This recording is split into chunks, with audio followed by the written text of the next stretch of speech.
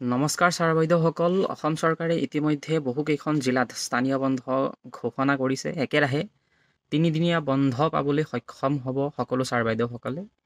এই নটিছখনত আপোনালোকে চাব পাৰিছে যে 15 তাৰিখ শনিবাৰ স্থানীয় বন্ধ ঘোষণা কৰা হৈছে।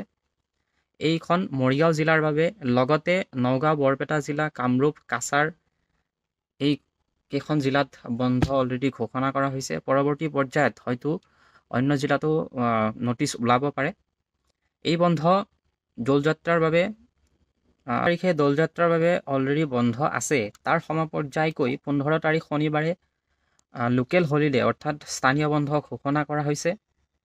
মুঠতে শুক্ৰবাৰ, শনিবাৰ লগতে দেওবাৰ এই 3 দিন আপোনালোকে বন্ধ পাবলৈ সক্ষম হ'ব।